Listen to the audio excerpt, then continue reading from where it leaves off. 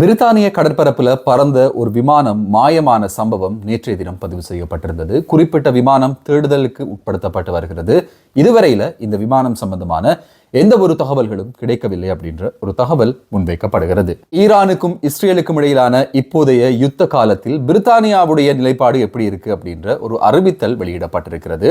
இதேவேளை யூகேனுடைய home secretary ஒரு மிக முக்கியமான அறிவித்தலை பிரித்தானியாவில் வெளியிட்டிருக்கிறார். அது சம்பந்தமான தகவல்களும் இந்த வீடியோல வர காத்திருக்கிறது. நண்பர்களுக்கு வணக்கம். இன்னும் ஒரு வீடியோல உங்களை சந்திக்கிறதுல ரொம்பவே சந்தோஷம். தொடர்ச்சியாக வீடியோக்கள் பார்க்குறீங்க, அதற்கு மிக்க நன்றி.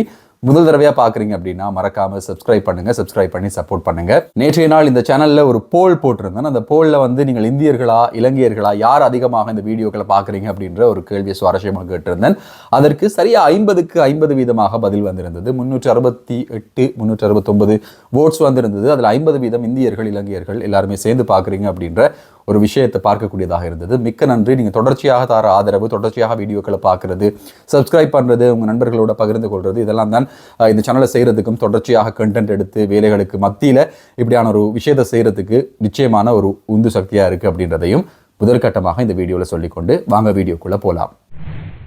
ஈரான் மீது அமெரிக்கா ஒரு தாக்குதலை நடத்த போகிறது அப்படின்ற அறிவிப்பை வெளியிட்டிருந்தது. என்னதான் சமாதானத்துக்கு ஈரான் வராவிட்டாலும் கூட ஈரானுக்கும் அமெரிக்காவுக்கும் இடையில் இருக்கிற யுத்தத்தின் போது உலக நாடுகள் யாருக்கு ஆதரவாக இருக்கிறாங்க அப்படின்றத பொறுத்து இந்த யுத்தத்தினுடைய செறிவு மாறுபடலாம் அப்படின்ற ஒரு தகவல் சர்வதேச ரீதியாக கணக்கிடப்படுகிறது.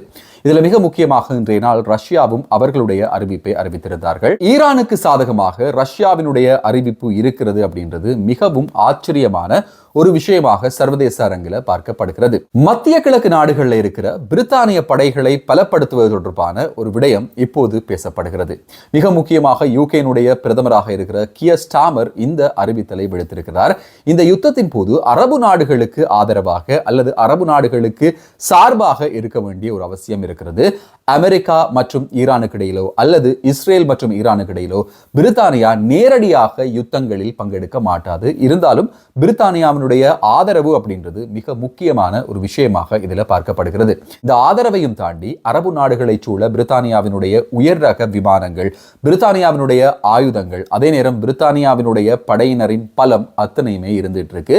அவர்களுடைய படையை பலப்படுத்துவது தொடர்பாகவும் இதுல இன்னும் புதிய இன்வெஸ்ட்மெண்ட்களை செய்யறது தொடர்பாகவும் பிரித்தானியா இப்போது ஆராய்ந்து வருகிறது. இந்த போரை பொறுத்தவரையில இந்த போருக்கு சரியான ஒரு தீர்மானமாக இந்த நாட்டுடன் நிற்கிறோம் அப்படின்ற ஒரு அறிவித்தல் சொல்லப்படாத விடத்து பிரித்தானியாவினுடைய நிலைப்பாடு எதுவாக இருக்கிறது அப்படின்றத அறிந்து கொள்வதற்கான சர்வதேசத்தின் ஆர்வமும் அதிகரித்து வருகிறது. சமூக வலைதளங்களை பொறுத்தவரையில சமூக வலைதளங்களையும் தாண்டி செய்தித்தளங்கள் செய்தித்தாள்களையும் பிரித்தானியாவினுடைய நிலைப்பாடு என்ன அப்படின்றது பார்க்க ஆவலாக இருப்பதாக சொல்லப்படுகிறது. ஏற்கனவே பாலஸ்தீனத்திற்கும் இஸ்ரேலுக்கும் இடையில் இருந்த பிரச்சனையின் போதும் பிரித்தானியாவினுடைய சரியான ஸ்டான்ஸ் எது அப்படின்றது தெரியாம இருந்தது. இது மாத்திரமில்லாம ரஷ்யா உக்ரைன் போரின் போது ரஷ்யா பலமான ஒரு நாடாக இருந்த போதிலும் பிரித்தானியாவினுடைய சைட் உக்ரைன் பக்கம் இருந்ததையும் இந்த இடத்துல ஞாபகப்படுத்த வேண்டியதாக இருக்கிறது. நேற்று நண்பகல் அளவில் நோர்ஃபோக் கடற்பரப்புக்கு மேலால் பறந்து கொண்டிருந்த ஒரு விமானம் மாயமாகி இருப்பதாக செய்தித்தளங்கள் செய்தி வெளியிட்டிருக்கிறது. குறிப்பிட்ட விமானத்தினுடைய விமானி கடைசி நேரத்தில் உதவிக்காக கண்ட்ரோல் சென்டரை தொடர்பு கொண்டிருந்ததாகவும் அதற்கு பிறகு இந்த விமானம் எங்க ஆனது, எங்கே விழுந்தது அப்படின்ற எந்த விதமான பதில்களும் இல்லை அப்படின்ற ஒரு தகவல் வெளியிடப்பட்டிருக்கிறது. குறிப்பிட்ட விமானத்தில் எத்தனை பேர் இருந்தார்கள், இந்த விமானம் எந்த இடத்தை நோக்கி சென்றது போன்ற தகவல்களும் இதுவரையில சரியாக வெளியிடப்படவில்லை. குறிப்பிட்ட விமானத்தினுடைய பாகங்கள் கடலிலோ அல்லது வேறு இடங்களிலோ காணப்பட்டால் உடனடியாக நோர்ஃபோக் போலீசாருக்கு அறியத்தாருங்கள் அப்படின்ற ஒரு தகவலும் ஊடகங்கள் வாயிலாக முன்வைக்கப்படுகிறது. மிகுந்த சூடாக இருந்த கிட்டத்தட்ட 33 பாகை செல்சியஸ் வரையில கடந்த வாரம் இருந்த யூகேனுடைய வெதர் இப்போது கண்ட்ரோலுக்கு வந்திருக்கிறது அப்படின்ற ஒரு தகவலை மெட் டிபார்ட்மெண்ட் வழங்குகிறது.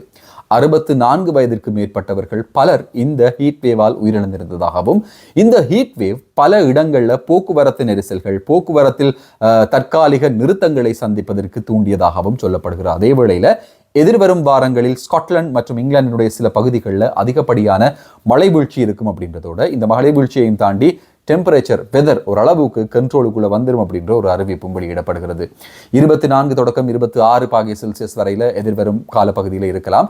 சில இடங்கள்ல அதிகரிப்பதற்கான வாய்ப்புகளும் இருக்கு. ஆனா ஓவராலா பார்க்கும்போது இருந்த அந்த ஒரு ஹீட் வேவ் கொஞ்சம் கொஞ்சமாக குறைவதற்கான வாய்ப்புகள் அதிகமாக இருக்கு அப்படின்ற ஒரு தகவல் வெளியிடப்படுகிறது.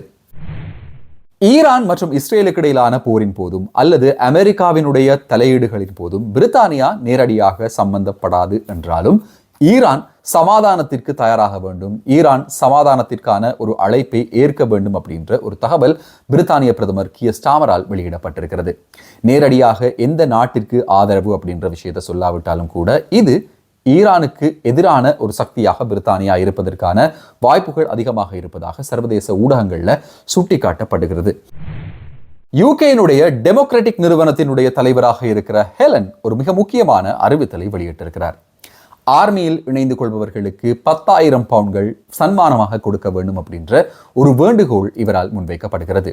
புதிதாக ஆர்மியில் இணைந்து கொள்பவர்களுக்கு 10,000 பவுண்ட்களும், அதே நேரம் ஏற்கனவே இருந்து சேவையிலிருந்து துண்டித்துக் கொண்டு மறுபடியும் சேவைக்கு வருபவர்களுக்கு 20,000 பவுண்ட்களும் வழங்க வேண்டும் அப்படின்ற ஒரு அறிவித்தல் இவரால் முன்னெடுக்கப்பட்டிருக்கிறது. யூகேனுடைய படையை பலப்படுத்த வேண்டிய ஒரு அவசியம் இருக்கு. இது என்ன காரணத்துக்காக அப்படின்றது பற்றி இதுவரையில எந்த விதமான அறிவித்தலும் கிடையாது. ஆனாலும் யூகேனுடைய இந்த படை பலத்தை அதிகரிப்பதற்காக கடந்த பட்ஜெட்டிலும் மிக பெருமளவிலான ஒரு தொகை ஒதுக்கப்பட்டிருந்தது. அதனைத் தொடர்ந்து மக்கள் அல்லது ஆட்கள் அதிகமாக தேவைப்படும் காரணத்தினால இந்த விதமான ஒரு செயல்முறையை அறிமுகப்படுத்தலாம், அல்லது பாடசாலை முடிந்து யூனிவர்சிட்டிக்கு போய் முடிந்து வருபவர்களுக்கு கட்டாய இராணுவ பயிற்சி வழங்கப்படலாம் அப்படின்ற ஒரு தகவலும் வெளியிடப்பட்டிருக்கிறது.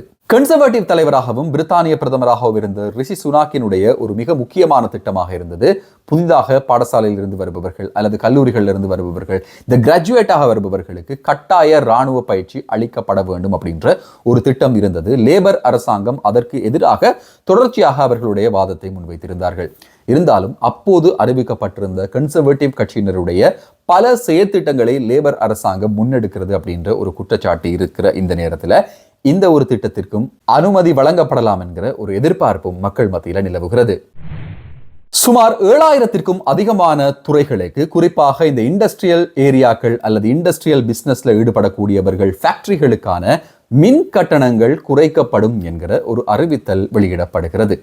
இந்த அறிவித்தலை தொடர்ந்து பிரித்தானியாவில் வியாபாரத்தை ஊக்குவிப்பதற்கான புதிய பல சட்டத்திட்டங்கள், சலுகைகள் அறிமுகப்படுத்தப்படலாம் என்கிற ஒரு தகவல் வெளியிடப்படுகிறது. அதிகரித்து வரும் மின் கட்டணம் இருந்த காரணத்தினால பல்வேறு விதமான இந்த ஏற்றுமதிகள் தடைப்பட்டு போயிருந்தது. இந்த ஏற்றுமதிகளை ஊக்குவிக்கிற முகமாகவும் உங்களுக்கு ஞாபகம் இருக்கும் அமெரிக்காவினுடைய புதிய வரிகளால பிரித்தானியாவிலிருந்து ஏற்றுமதி செய்யப்பட இருந்த அலுமினியம், ஸ்டீல், வாகனங்கள் போன்ற உற்பத்திகள் தடைப்படுவதாக இருந்தது. அதற்கு பிறகு டொனால்ட் ட்ரம்ப் மற்றும் பிரித்தானிய பிரதமர் கியர் ஸ்டாமர் இடையில ஒரு புரிந்துணர்வு ஒப்பந்தம் கைச்சாத்திடப்பட்டு இந்த வரிகளில் இருந்து பிரித்தானியாவுக்கு வரி விலக்குகள் அளிக்கப்படுவதற்கான வாக்குறுதியை அமெரிக்க ஜனாதிபதி வழங்கியிருந்தார். இதனைத் தொடர்ந்து இந்த மின் கட்டண குறைவானது பிரித்தானியாவில் வியாபாரம் செய்யக்கூடிய அல்லது வியாபாரத்தை ஆரம்பிக்கக்கூடிய பலருக்கும் ஒரு உந்து சக்தியாக இருக்கும். அதே நேரம் இவர்களுக்கான சலுகைகள், மானியங்கள் எதிர்காலத்தில் இன்னும் அதிகமாக வழங்கப்படலாம் அப்படின்ற ஒரு எதிர்பார்ப்பும் நிலவுகிறது.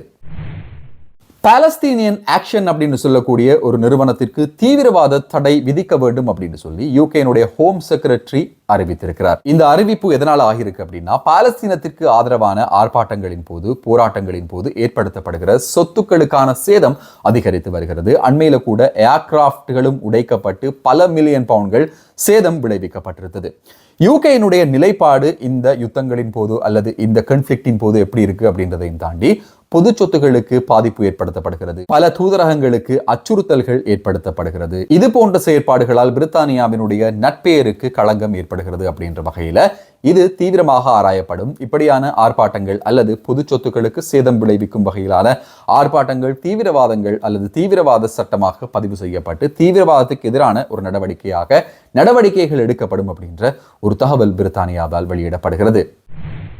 இந்த வீடியோவை முழுசா பார்த்துருப்பீங்க அப்படின்னு நம்புறேன். தொடர்ச்சியாக பார்த்துருந்தீங்கன்னா மறக்காம சப்ஸ்கிரைப் பண்ணுங்க, இந்த வீடியோவுக்கு லைக் பண்ணுங்க, உங்க நண்பர்களோடையும் இந்த சேனல் மற்றும் வீடியோவை பகிர்ந்து கொள்ளுங்க. தொடர்ச்சியான உங்களுடைய ஆதரவுக்கு நன்றி அப்படின்னு மீண்டும் ஒரு முறை சொல்லிக்கொண்டு இன்னும் ஒரு வீடியோவில் இன்னும் சுவாரஸ்யமான புதிய தகவல்கள், செய்திகளோடு உங்களை சந்திக்கும் வரை நன்றி, வணக்கம்.